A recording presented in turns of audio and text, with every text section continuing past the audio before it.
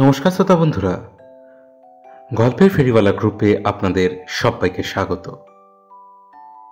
আজ আপনাদের জন্য আমাদের বিশেষ নিবেদন দেবাশিস মজুমদারের কলমে একটি দুর্দান্ত ক্রাইম থ্রিলার ঘোস্ট। গল্প পাঠে বাক্যবাগীশ, জয়রাজের ভূমিকায় মৃন্ময় মান্না, রাঘবের ভূমিকায় সুদীপ্ত সরকার, কুমার প্রতাপের ভূমিকায় রিতম, রায়ান, কেশব ও হার্দিকের ভূমিকায় রাজদীপ চক্রবর্তী, আবহ সঙ্গীত Rajdeep Chakraborty, poster design scribbling mind থেকে শ্রাবণ, সমগ্র পর্ব পরিকল্পনা ও পরিচালনায় টিম গল্পের ফেরিওয়ালা। শুরু হচ্ছে আজকের বিশেষ নিবেদন দেবাশিস মজুমদারের কলমে ঘোস্ট। ইন্টেলিজেন্স বিভাগের অধিকর্তা এস জয়রাজ এজেন্ট রায়ানকে তার কেবিনে ডেকে পাঠালেন। রায়ান এসে উপস্থিত হতেই তিনি জিজ্ঞেস করলেন, আমাদের দুজন অফিসার গত 1 মাসের মধ্যে খুন হয়েছেন। সিভিল পুলিশ যা করার করছে, কিন্তু বিভাগীয় তদন্তে আমরা কতদূর কি করছি সেটা জানা দরকার। তোমার কাজ কতদূর এগোলো? রায়ান জানালো, খুব বেশি দূর এগোতে পারিনি স্যার, কারণ দুটো খুনই প্রায় নিখুঁতভাবে করা হয়েছে।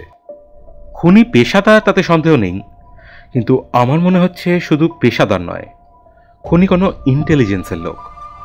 যেভাবে একজনকে কবরস্থানে টেনে নিয়ে গিয়ে মারা হয়েছে আর অন্যজনকে পরিত্যক্ত ওয়ার্কশপে নিয়ে গিয়ে ড্রিলিং মেশিনের মধ্যে ফেলে নৃশংসভাবে টুকরো করা হয়েছে, তাতে এটা পরিষ্কার খুনির এদের ওপর মারাত্মক আক্রোশ রয়েছে। এইভাবে খুনের স্টাইল কিন্তু আমরা ইন্টেলিজেন্স লোকেরা ফলো করি। খুনি চাইলে খুব সহজেই লাশ দুটো গায়েব করে ফেলতে পারত, কিন্তু সে তা করেনি। যেন সে আমাদের সামনে ইচ্ছে করেই ভিকটিমদের দেহাবশেষগুলো রেখে গেছে। এই খুন সাধারণ খুন নয় স্যার, শত্রু দেশের কোনো ইন্টেলিজেন্সের লোক জড়িয়ে থাকতে পারে। জয়রাজ একটু চুপ করে রইলেন, তারপর বললেন, তাহলে তো আরো বেশি চিন্তার কথা। কোনো একজন বা একাধিক বিদেশি শত্রু যদি ঢুকে থাকে, খুবই ভয়ঙ্কর ব্যাপার হবে। তাহলে তাদের অবিলম্বে খুঁজে বার করতে হবে। যে দুজন খুন হয়েছেন, সেই অফিসার অলোক আর অফিসার ইদ্রিস কোন কেসের উপর কাজ করছিল? এরা দুজনেই ক্যাপ্টেন কুমার প্রতাপের নেতৃত্বে কোভার্ট অপারেশন সেলের হয়ে কাজ করছিলেন। তবে তারা ঠিক কোন বিষয়ের উপর এই মুহূর্তে কাজ করছিলেন তা বিভাগের কাজের গোপনীয়তার জন্য জানানো যাবে না বলে ক্যাপ্টেন কুমার প্রতাপ আমাদের জানিয়েছেন। হ্যাঁ, ঠিক আছে, এই ব্যাপারে আমি ক্যাপ্টেনের সঙ্গে কথা বলে নেব। খুব সম্ভবত ডিফেন্স মিনিস্ট্রি থেকে ডাইরেক্ট কোনো দায়িত্ব দেওয়া হয়েছে ওনাকে, কারণ ওনার অপারেশনের ব্যাপারে আমিও সঠিক জানি না। নির্দেশ এসেছে সরাসরি উপর মহল থেকে। তবে ক্যাপ্টেনের সুরক্ষার ব্যবস্থা বাড়িয়ে দাও। নেক্সট টার্গেট কিন্তু উনি হতে পারেন। উনি অতিরিক্ত সিকিউরিটি নিতে অস্বীকার করছেন স্যার। উনি বলেছেন যে ওনার ওপর আক্রমণ হলে উনি নিজেই সেই আক্রমণকারীকে সাহায্য করার ক্ষমতা রাখেন। আর আমিও বলি স্যার, আমাদের অ্যালার্ট থাকাই যথেষ্ট। ক্যাপ্টেন কুমার প্রতাপ যখন আপত্তি করছেন না, তখন ওনাকে ব্যবহার করে আমরা এই খুনি শিকারীকেই শিকার করতে পারি। ক্যাপ্টেন কুমার প্রতাপ আমাদের একজন ডেকোরেটিভ অফিসার, তার সুরক্ষার দিকে নজর রাখা আমাদের কর্তব্য। আচ্ছা, এই কেসে আর কি কোনো সূত্রই পাওয়া যায়নি? শুধু একটা শব্দ স্যার, আমার ধারণা খুনি সেটা ইচ্ছে করেই রেখে গেছে। শব্দটা হলো GHOST, ঘোস্ট। তার মানে খুনি কি বলতে চাইছে? সে নিজে ভূত, নাকি নিজের খুনের কীর্তি ভূতের কাণ্ডফলে চাপাতে চাইছে? বেশ অদ্ভুত তো। কোনো ইন্টেলিজেন্সের লোক এরকম তো করে না। এটা বেশ নতুনত্ব। স্যার, আমার মনে হয় এই ঘোষ শব্দটা কোনো কোড ওয়ার্ড। আমি আমাদের ইন্টেলিজেন্সের ডেটাবেস চেক করেছি, ঘোষ শব্দটা কিন্তু তাতে আছে। জয়রাজ হতবাক হয়ে রইলেন কিছু সময়, তারপর বললেন, আমাদের ডেটাবেসে ঘোস্ট আছে, আর তুমি বলছো কিছুই পাওয়া যায়নি? আরে এটাই তো সবচেয়ে বড় ট্রায়াল। ডেটাবেস অ্যাক্সেস করে অ্যানালাইজ করে দেখো এই ঘোস্ট ব্যাপারটা আসলে কি। সেখানেই তো সমস্যা স্যার, ডেটাবেসে শুধু শব্দটাই আছে, আর কিচ্ছু নেই, কোনো ইনফরমেশন নেই। ম্যানুয়াল ফাইলেও কিচ্ছু নেই, শুধু এই শব্দটা আর একটা নাম, বাকি সব কিছু একটা সময় ক্লাসিফাইড করে রাখা হয়েছিল, পরে চিরতলে ডিলিট করে দেওয়া হয়েছে। কোনো ট্রেল নেই, শুধু একটা নাম রয়েছে স্যার, একটা কোড নেম, ব্যাস, আর কিচ্ছু নেই। কি নাম? মানে কোড নেমটা কি? Lizaad, code name Lizaad. কত বছর আগেকার কেস এটা? ফাইল রেজিস্টার করা হয়েছিল 2003 সালে, আর ডিলিট করা হয়েছিল তার 7 বছর পর, তার মানে 2010 সাল নাগাদ। মিলে যাচ্ছে। সেই সময় ইন্টেলিজেন্সের হেড ছিলেন রাঘব আচার্য, আমার সে অনেকটাই সিনিয়র। ওনার আন্ডারে একসময় কাজও করেছি, যদিও কোনোদিনই ওনার কাজ করার পন্থা আমার পছন্দ হয়নি। কোভার্ট অপারেশন এক্সপার্ট ছিলেন, মারাত্মক জেদি আর একগুঁয়ে লোক। যতদূর শুনেছিলাম ডিফেন্স মিনিস্ট্রি থেকে একটা মারাত্মক প্রজেক্ট স্যাংশন করিয়ে এনেছিলেন। যদিও সেই সময় আমি ওনার টিমে ছিলাম না, কিন্তু একটা কোভার্ট অপারেশন উনি চালিয়েছিলেন বলে শুনেছিলাম। অলোক, ইদ্রিস আর কুমার প্রতাপ ওনার সাথেই ছিল তখন। আমি জানি রাঘব আচার্য সবসময় অপারেশনের সময় লিজার্ড কোড নেম নিতে পছন্দ করতেন। সরীসৃপের মধ্যে টিকটিকি আর গিরগিটি পছন্দ করতেন, নিজের গিরগিটি পুষতেন। তুমি যা বলছো তাতে আমার প্রশ্নের উত্তর থাকতে পারে ওনার কাছে। ওই অপারেশনটাতে কোনো গন্ডগোল হয়েছিল? ওনাকে ডিমোট করে শাস্তিমূলক প্রক্রিয়া হিসেবে পাঠিয়ে দেওয়া হয় অন্য একটা বিভাগে। সাল 2010। সেই সময় শুনি উনি কাজে ইস্তফা দিয়ে দিয়েছেন, কিন্তু কোনো ভাইটাল সিকিউরিটি ডকুমেন্টস ওনার সঙ্গে আছে কিনা, বা উনি কিছু দেশের গোপন তথ্য পাচার করছেন কিনা, তার জন্য ওনার ওপর নজর রাখার দায়িত্ব দেওয়া হয়েছিল আমাকে। টানা 5 বছর আমার আন্ডারে বেশ কয়েকজন এজেন্ট ওনার ওপর নজরদারি করেছিল, কিন্তু কিছুই পাওয়া যায়নি। আমি রিপোর্ট সাবমিট করার পর ওনার ফাইল ক্লোজ করে দেয়। ওনার প্রাপ্য অবসরকালীন টাকা পয়সাও ক্লিয়ার হয়ে গেছে। তবে চাকরি ছাড়ার পর উনি যেখানে গিয়েছিলেন, আমার কাছে যতদূর খবর আছে রাঘব আচার্য এখনো ওখানেই আছেন। তুমি ওনার সঙ্গে গিয়ে দেখা করো। আমাকে দেখলে উনি কিছু বলতে চাইবেন না। তুমি ইয়াং অফিসার আর উনি যুব শক্তিকে পছন্দ করেন। আমার মনে হয় তুমি গেলে কাজ হবে। যেভাবেই হোক কথা আদায় করো ওনার কাছ থেকে। আমি এদিকে কেশবকে পাঠাচ্ছি, ক্যাপ্টেন কুমার প্রতাপের উপর নজর রাখবেও। ওনার সিকিউরিটির ব্যাপারটা আমি দেখছি। তুমি আর দেরি করো না, আমি ঠিকানা দিচ্ছি, তুমি যত তাড়াতাড়ি সম্ভব চলে যাও কর্নেল রাঘব আচার্যর কাছে। এস জয়রাজের কাছ থেকে ঠিকানা নিয়ে রায়ন বেরিয়ে পড়ল রাঘব আচার্যর বাড়ির উদ্দেশ্যে। রাঘব আচার্যর বাড়ি শহরতলি থেকে অনেকটাই দূরে। প্রায় 3 ঘন্টা ড্রাইভ করে রায়ন এসে পৌঁছল তার বাড়ির কাছে। একটা ছোট টিলার উপর বাংলো ধাঁচের বাড়ি। প্রধান ফটকে কোনো পাহারা নেই। ভেতরে ঢুকতেই একপাশে সারিবদ্ধ খাঁচা, তাতে নানান জাতের সরীসৃপ রাখা রয়েছে। বিষাক্ত বিষহীন সাপ, গোসাপ, টিকটিকি, গিরগিটি সবই রয়েছে। তবে গিরগিটি রয়েছে বেশ কয়েক জাতের। সারিবদ্ধভাবে রাখা খাঁচাগুলোর একদম শেষ প্রান্তে একটা খাঁচার মধ্যে বেশ একটা বড় সাপকে হাতে দস্তানা পরে ঢোকাচ্ছিলেন প্রৌঢ়ত্বের শেষ পর্যায়ে পৌঁছনো এক ব্যক্তি। বেশ লম্বা, একহারা চেহারা। চোখ দুটো দেখলে বোঝা যায় চেহারার বাইরের অংশের মতো মানুষটার ভেতরটাও বেশ শক্ত। রায়ানকে দেখেই তিনি বলে উঠলেন, ইয়েস, কে চাই? রায়ান নিজের পরিচয় দিতেই প্রৌঢ় তাকে প্রায় গলা ধাক্কা দিয়ে বার করে দিতে চাইলেন, কিন্তু রায়ান কোনো মতে তাকে দেশের বিপদের কথা বলাতে তিনি একটু দমলেন, মেজাজ নরম করলেন। দেশভক্তি এখনও তার রক্তে রয়েছে বোঝা যায়। বাগানের অন্যদিকে একটা ছাতার ছাউনির নিচে তিনি রায়ানকে নিয়ে গিয়ে বসালেন। তারপর রাঘব আচার্য বললেন, তোমাদের ডিপার্টমেন্ট তো আমাকে অসম্মান করার কোনো সুযোগই বাদ দেয়নি। আমাকে ডিমোট করা হয়। আমি চাকরি ছেড়ে দিয়ে এখানে চলে আসলে আমার ওপর নজর রাখা হয়েছিল। প্রায় 5-6 বছর এই কাণ্ড চলেছিল। আপনি জানতেন সব যে আপনার উপর নজর রাখা হচ্ছে? প্রায় 10 বছর ইন্টেলিজেন্স বিভাগের অধিকর্তা ছিলাম। আমার চোখকে ফাঁকি দেবে সেদিনের ওই ছোঁড়া জয়রাজ? ডেপো ছেলে আমার কাজ সম্বন্ধে সব সময় সমালোচনা করত, বড় কর্তাদের কাছে নালিশ করতো আমার নামে, কিন্তু আমার কিছু যেতে আসতো না। যতদিন কাজ করেছি কোনো কিছুর পরোয়া না করেই করেছি। কিন্তু আজ সে তোমাকে আমার কাছে পাঠিয়েছে কেন? মতলব কি?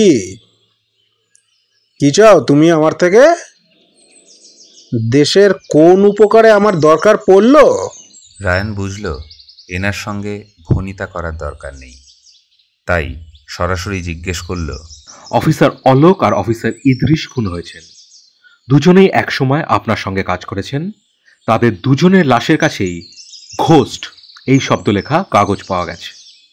আমি আমাদের ইন্টেলিজেন্সের ডেটাবেসে দেখেছি আপনি লিজার্ড কোড নেমে এই ঘোস্ট বলে কিছু একটা তৈরি করেছিলেন। আমি জানতে চাই এই ঘোস্ট কি, আর এই খুনের সঙ্গে ঘোস্ট শব্দের যোগসূত্রটা কোথায়? রাঘব হঠাৎ উত্তেজনায় ঝুঁকে পড়লেন। কি বললে? ঘোস্ট? ঘোস্ট শব্দ ব্যবহার করে খুন করা হয়েছে অলোক আর ইদ্রিসকে? তার মানে সে আছে, সে আছে, সে ফিরে এসেছে। এবারে আর কারোর নিস্তার নেই। তার মানে আমার সন্দেহ ঠিক, অলোক আর ইদ্রিস বিশ্বাসঘাতক। সে তাই তাদের মেরেছে। এবার আর একজনই বাকি, সে কুমার প্রতাপ। আমি ঠিকই জানতাম সেই আসল বিশ্বাসঘাতক।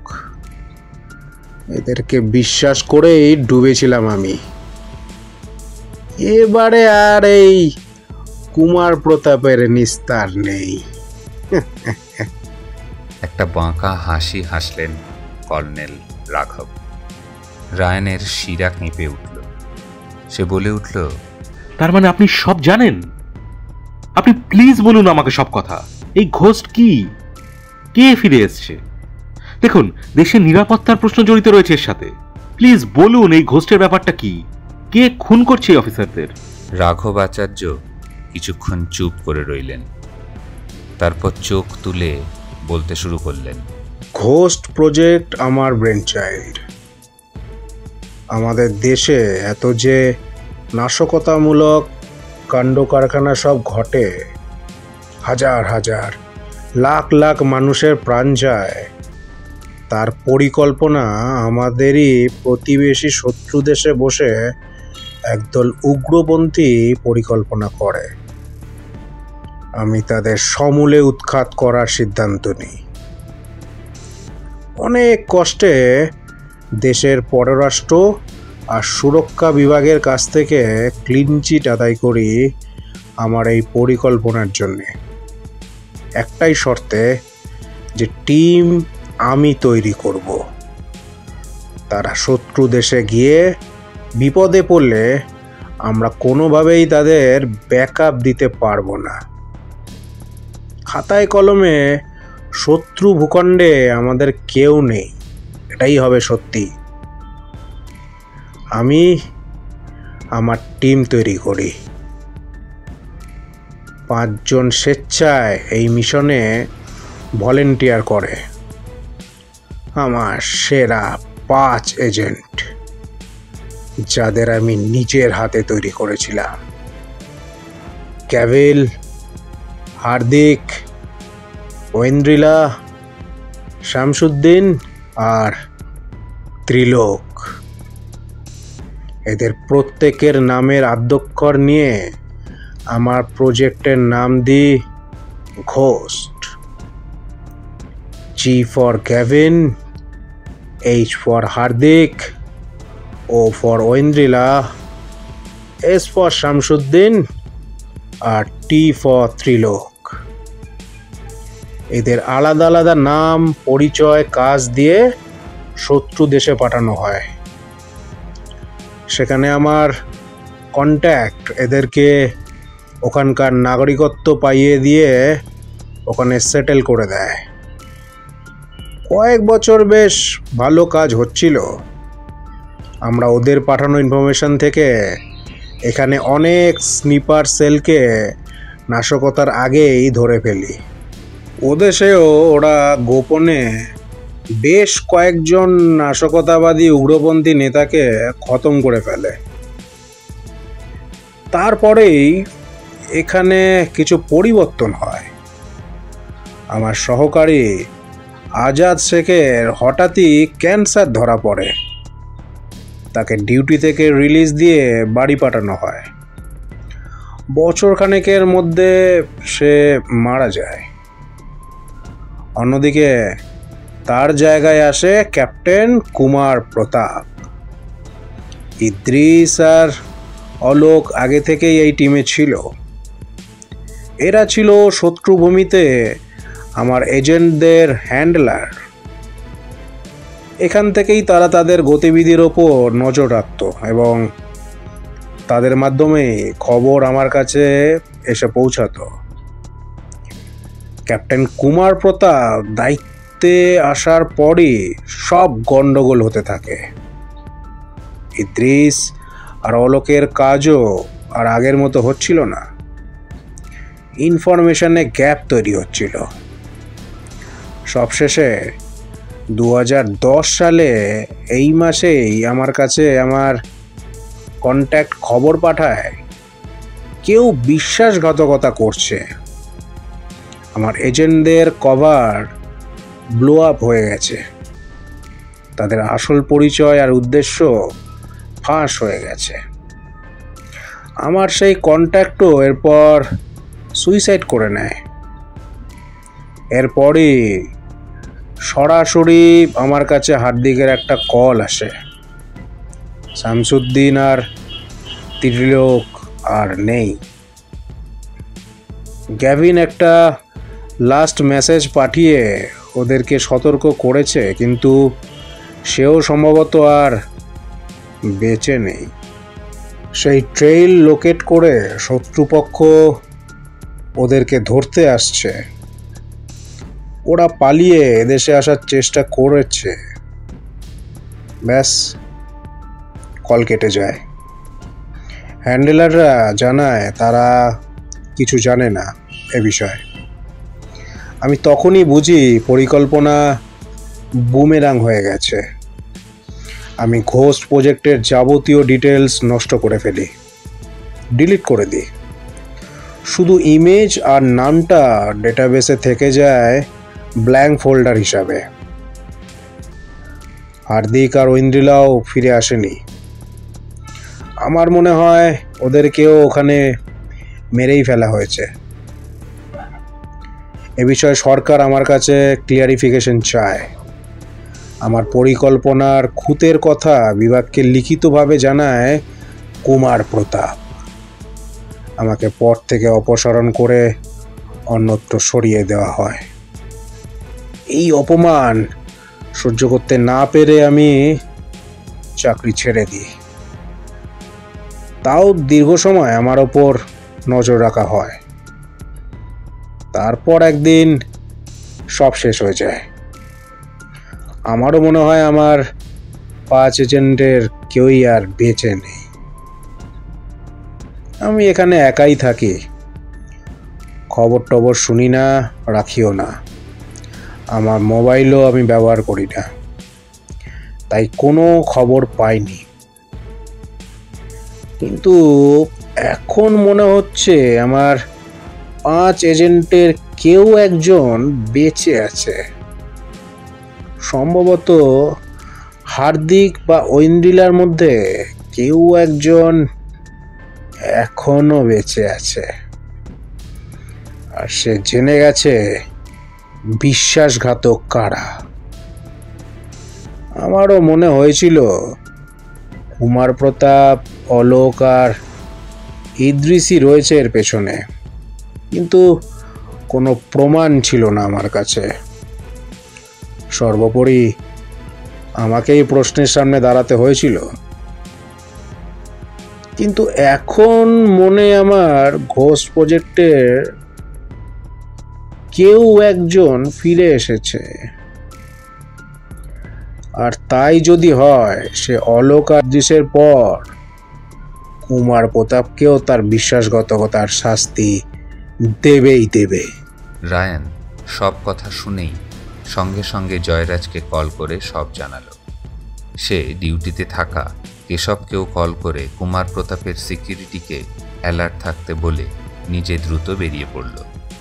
তবে সে বেরোনোর আগে পিছন থেকে রাঘব আচার্য বলে উঠলেন, হাজার চেষ্টা করেও ওই বিশ্বাসঘাতককে বাঁচাতে পারবে না।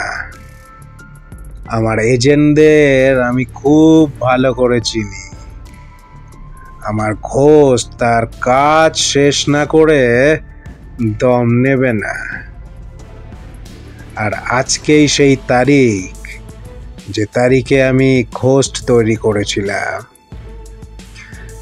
আর আজকেই কুমার প্রতাপের শেষ দিন হতে চলেছে। রাস্তায় দ্রুত গাড়ি চালিয়ে ফেরার চেষ্টা করলো রায়ান। বেশ কিছুটা আসার পর কেশবের কল এলো। কল রিসিভ করতেই কেশব বলল, ক্যাপ্টেন কুমার প্রতাপ তড়িঘড়ি একাই গাড়ি নিয়ে বেরিয়েছেন, সিকিউরিটির কাউকে সঙ্গে নিতে দেননি। আমি বাইকে তাকে ফলো করছি, চিফকেও জানিয়েছি, কিন্তু লোকেশনে না পৌঁছানো পর্যন্ত নিশ্চিত হতে পারছি না। আমি লোকেশনে পৌঁছে আবার কল করছি। জয়রাজ স্যার আমার ফাইনাল লোকেশন দেখে ব্যাকআপ পাঠাবেন। Over and out. রায়ান তার গাড়ির গতিবেগ আরও বাড়িয়ে দিল। যখন রায়ান শহরের মুখে ঢুকছে তখন তার মোবাইলে আবার কেশবের কল এলো। গাড়িটা সাইড করে কেশবের কল রিসিভ করতেই সে নিচু গলায় বলল, গ্রিন পার্ক লেক রোড ছাড়িয়ে ডকের দিকে একটা পরিত্যক্ত গোডাউন আছে। কুমার প্রতাপ সেখানেই ঢুকেছে। জয়রাজ স্যারকে লোকেশন পাঠিয়ে দিয়েছি, উনি ব্যাকআপ পাঠাচ্ছেন, কিন্তু ততক্ষণে না আসল লোক ফুরুত হয়ে যায়। আমি একাই এগোচ্ছি। Keshav, be careful. আমাদের শিকার সম্বন্ধে যতটা শুনেছি সে কিন্তু মারাত্মক হতে পারে, আর এই কুমার প্রতাপ লোকটাও বিশ্বাসঘাতক। আমার মতে তুমি অপেক্ষা করো বাইরে, দুজনকেই গ্রেফতার করা দরকার। নেগেটিভ। ভেতর থেকে উত্তপ্ত বাক বিনিময়ের আওয়াজ পাচ্ছি। আমি এগোচ্ছি, ফোর্স এসে যাবে। কেয়ারফুল কেশব, আমি কাছেই আছি, তুমি নজর রাখো, আগেই অ্যাকশন করতে যেও না। তুমি যে জায়গায় বলছো আমি সেখান থেকে মিনিট 5-7 দূরত্বে রয়েছি, একেবারে শহরের বর্ডারে। আমি এক্ষুনি পৌঁছচ্ছি। ওকে, তুমি এসো, আমি এগোচ্ছি। Over and out. কেশব কলটা কেটে দিল। রায়ান আবারও গাড়িতে স্টার্ট দিয়ে কেশবের বলা লোকেশনের দিকে দ্রুত গাড়ি চালিয়ে দিল। রায়ান যখন পৌঁছল অকুতস্থলে তখন সেই পরিত্যক্ত গোডাউনের বাইরে অন্য একটা গাড়ি আর একটা বাইক পার্ক করা। রায়ান নিজের রিভলভার বের করে তৈরি হয়ে নিতেই হঠাৎই গোডাউনের ভেতর থেকে পরপর 3 বার বুলেট ফায়ারের আওয়াজ শুনতে পেল, আর সেই সঙ্গে মানুষের কণ্ঠে আত্মচিৎকার। রায়ান আর এক মুহূর্ত সময় নষ্ট না করে সোজা ঢুকে গেল গোডাউনের ভেতরে। সেখানে একটা খোলা হলের মতো জায়গায় ইলেকট্রিক বাল্ব জ্বলছে, আর তার আলোয় রায়ান দেখল রিভলভার হাতে দাঁড়িয়ে আছেন ক্যাপ্টেন কুমার প্রতাপ। তার পিছন দিকে উপুর হয়ে পড়ে রয়েছে একজনের নিথর দেহ, তার হাতে ধরা একটা রিভলভার। উপুর হয়ে পড়ে থাকা ব্যক্তির মুখ দেখা না গেলেও সে যে কেশব তা বুঝতে বাকি রইল না রায়ানের। কুমার প্রতাপের সামনের দেয়ালে ঠেস দিয়ে রক্তাক্ত অবস্থায় চোখ বুজে পড়ে রয়েছে আরও একজন, তার বুকের 2টি দিকে 2টি বুলেট গেঁথে যাবার ক্ষতচিহ্ন। রায়ানকে ঢুকতে দেখেই কুমার প্রতাপ বাঁকা হাসি হেসে বলে উঠলেন, আমি বলেছিলাম না, আমার পেছনে এলে আমি শিকারকে কাবু করব ঠিকই। শুধু আমাকে বাঁচাতে এসে তোমাদের এই অফিসার শহীদ হলেন। এই শয়তানটা এনাকে গুলি করে মারল, আমি চেষ্টা করেও বাঁচাতে পারলাম। হ্যাঁ, তবে এটা ঠিক, ইনি আসায় আমার পক্ষে এই বিদেশি গুপ্তচরের রিভলভারটা ছিনিয়ে নেওয়া সহজ হয়েছিল। এই যা, এবারে আমার কাজ শেষ। তোমরা এবার তদন্ত করে দেখো এ কোন দেশের সন্ত্রাসবাদী। রায়ান অকুতস্থলের দিকে ভালো করে তাকাল। কেশবের মাথায় ফোরফোর হয়ে গুলি বেরিয়ে গেছে। রায়ান সেই ক্ষত ভালো করে দেখে বলল, ওই লোকটি গুলিবিদ্ধ অবস্থায় যেখানে পড়ে রয়েছে সেখান থেকে যে অ্যাঙ্গেলে আমার সহকর্মী কেশবের মাথায় গুলি লেগেছে তাতে তার পক্ষে ওখান থেকে এভাবে গুলি করা অসম্ভব। শুধু তাই নয়, কেশবের মাথা এফোর ওফোর হয়ে গুলি পেছনের দেওয়ালে গেঁথে গেছে। লোকটি যেখানে পড়ে রয়েছে সেখান থেকে এই রেঞ্জে এই বুলেটের এতটা গভীর ক্ষত তৈরি করে দেওয়াল পর্যন্ত নিয়ে যাওয়া প্রায় অসম্ভব। হ্যাঁ, আপনি যেখানে দাঁড়িয়ে রয়েছেন সেই ডিস্টেন্স থেকে অবশ্য নিখুঁত লোককে যদি এভাবে গুলি চালানো যায়, ঠিক একইভাবে ওই লোকটাকেও এই জায়গা থেকেই গুলি করা যায়। কি বলতে চাইছো তুমি অফিসার? আপনার গুণকীর্তন সব শুনে এসেছি ক্যাপ্টেন কুমার প্রতাপ। আপনি একজন বিশ্বাসঘাতক। আপনি কেশবকে মেরেছেন, কারণ সে হয়তো আপনার আর এই লোকটার কথোপকথন শুনে ফেলেছিল। আর আমি যদি খুব ভুল না হই, একেও আপনি ভালোভাবে চেনেন। ইনি হলেন এজেন্ট হার্দিক। কি তাই তো? ক্যাপ্টেন কুমার প্রতাপ অবাক হয়ে তাকালেন রায়ানের দিকে, তারপর মাথা নেড়ে হেসে বললেন, একের পর এক এইসব কথা জেনে যাচ্ছে আর আমাকে এক এক করে তাদেরকে মারতে হচ্ছে।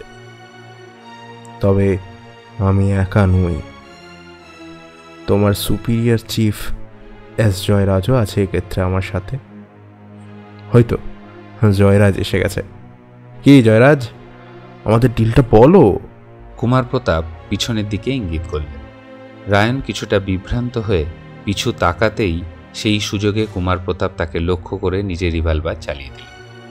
মুহূর্ত মধ্যে পিছনে তাকানো ভুল হয়েছে বুঝতে পেরে রায়ান দ্রুত একদিকে সরে গেল, কিন্তু বুলেটকে সে সম্পূর্ণ এড়াতে পারল না। বুলেট লাগলো তার কাঁধে, তার হাতের রিভলভারটা ছিটকে পড়ে গেল। রায়ানও কোঁকিয়ে উঠে মেঝেতে বসে পড়ল।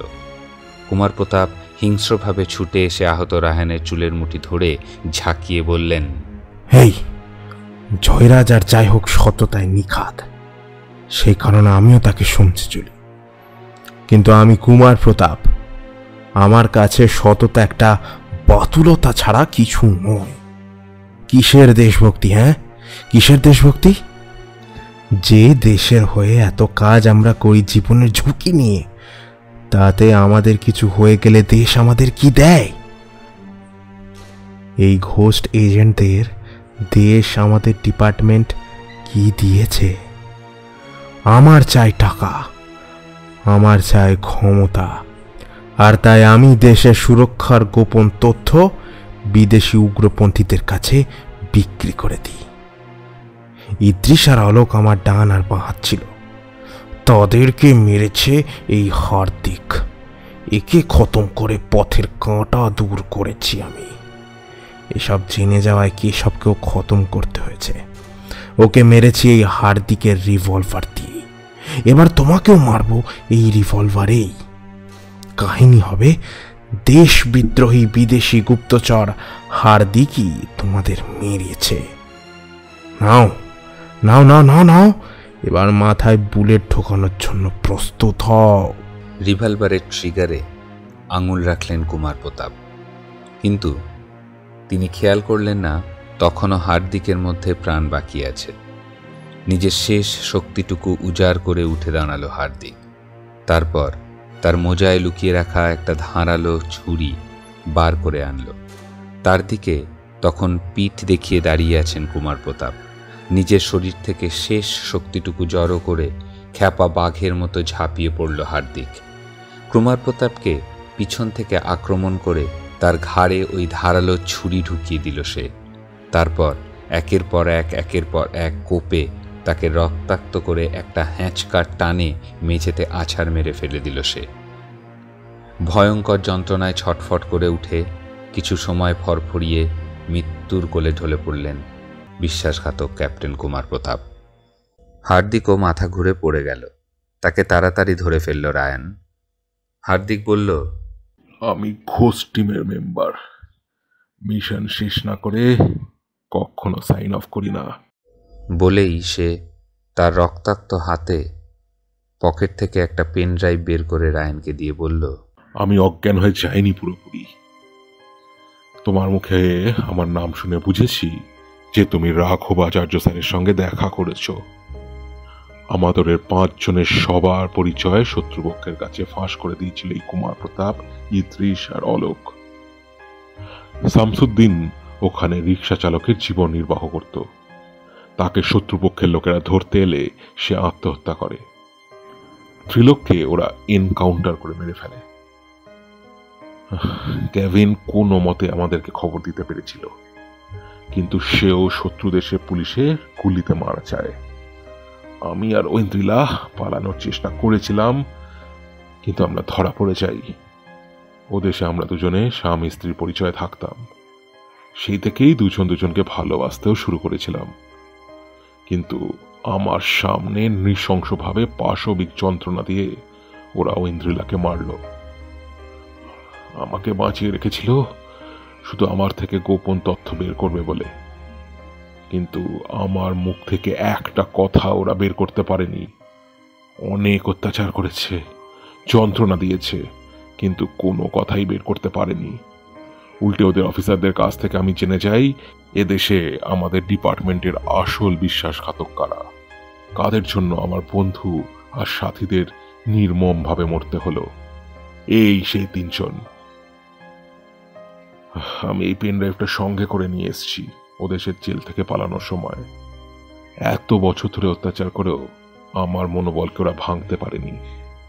আমাদের প্রশাসন আর মন্ত্রীস্তরে কারা বিদেশি শত্রুদের সঙ্গে হাত মিলিয়ে বিশ্বাসঘাতকতা করছে তাদের পরিচয় রয়েছে এই পেন ড্রাইভে। এই শয়তানটা থাকতে আমি এটা বিভাগের হাতে তুলে দিতে চাইনি।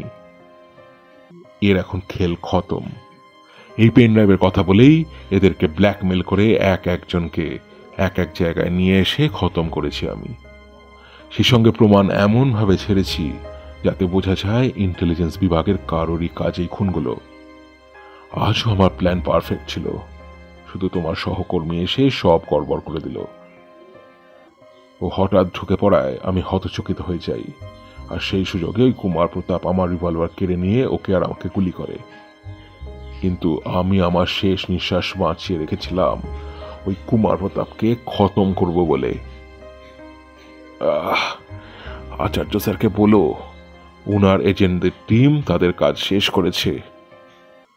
ওনার হার্দিক শত্রুকে মেরে তবে মরেছে। আর এই পেন ড্রাইভটা ইন্টেলিজেন্স চিফের হাতে তুলে দিও। বন্দে মাতরম। কথাগুলো শেষ করে দেশমাতৃকার উদ্দেশ্যে শেষ স্যালুট জানিয়ে মৃত্যুর কোলে ঢলে পড়ল হার্দিক। হার্দিকের দেহটা ধরে বসে রইল আহত রায়ান।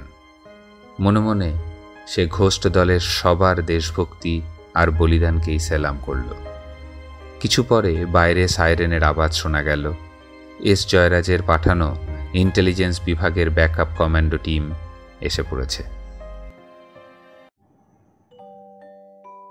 শুনছিলেন দেবাশিস মজুমদারের কলমে ঘোস্ট। কেমন লাগলো আজকের গল্পটি? যদি ভালো লেগে থাকে অতি অবশ্যই ভিডিওটিকে লাইক করুন, ভিডিওটি শেয়ার করুন যাতে আরও বেশি সংখ্যক লোকের কাছে আমরা পৌঁছাতে পারি। আর আপনাদের মতামত দয়া করে কমেন্ট সেকশনে লিখে আমাদেরকে জানান। আর নতুন শ্রোতা বন্ধুরা দয়া করে চ্যানেলটিকে সাবস্ক্রাইব করে আমাদের পাশে থাকুন। দেখা হবে আগামী সপ্তাহে আরও একটি দুর্দান্ত গল্পের সাথে। আজ গল্প পাঠে ছিল বাক্যবাগীশ, মৃন্ময়, সুদীপ্ত, রিতম ও আমি রাজদীপ। ফিরব আগামী সপ্তাহে। ততদিন সবাই ভালো থাকবেন, সুস্থ থাকবেন, আর অবসর সময় অতি অবশ্যই শুনতে থাকবেন গল্পের ফেরিওয়ালা গ্রুপের নানান অডিও স্টোরিজ। ধন্যবাদ।